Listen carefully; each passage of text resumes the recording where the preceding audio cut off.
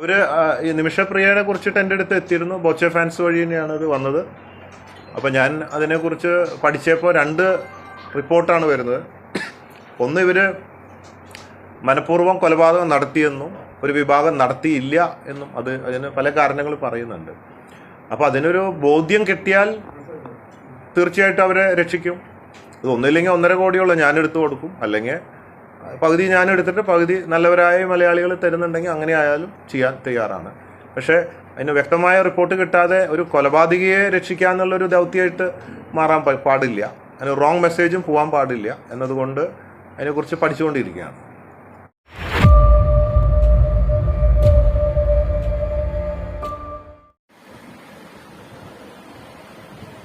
അസ്സലാമു അലൈക്കും വറഹ്മത്തുള്ളാഹി.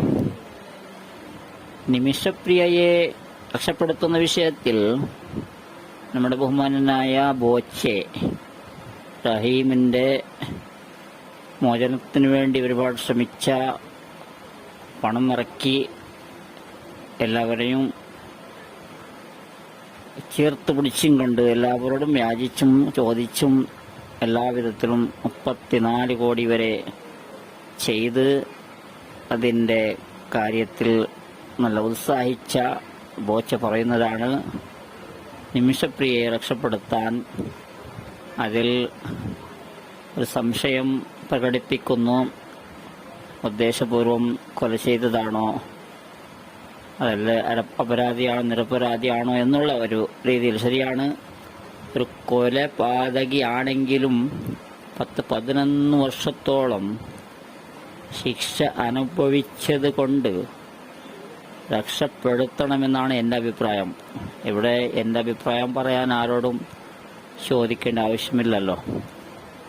അതുകൊണ്ട് എൻ്റെ ഒരു അഭിപ്രായമാണ്, പിന്നെ എല്ലാവരുടെ അഭിപ്രായമല്ലേ സ്വീകരിക്കുന്നത്. എങ്കിലും എൻ്റെ മനസ്സ് പറയുന്നത്, എൻ്റെ കൂടെ ആര് നിൽക്കുന്നു അത് വേറെ വിഷയമാണ്.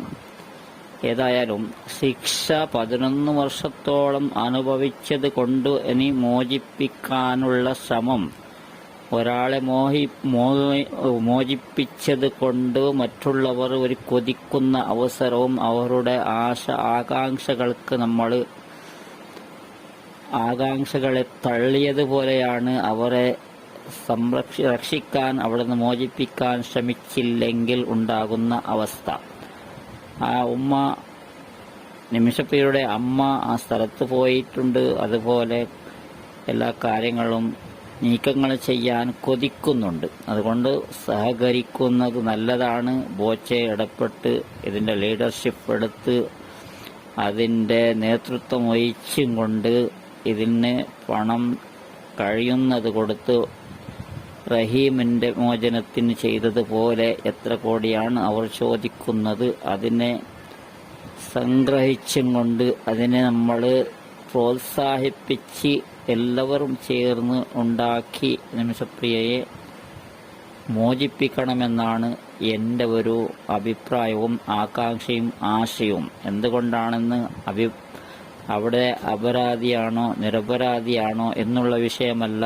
ഏതാണെങ്കിലും 10-11 വർഷം ശിക്ഷ അനുഭവിച്ചത് കൊണ്ട് നമ്മളത് ചെയ്യലാണ് നല്ലത്.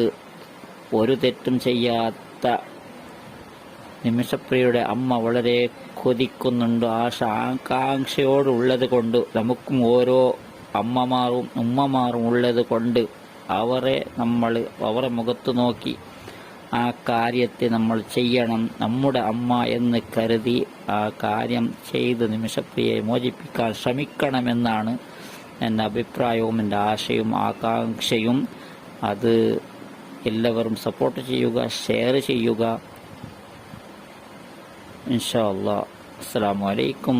നമസ്കാരം.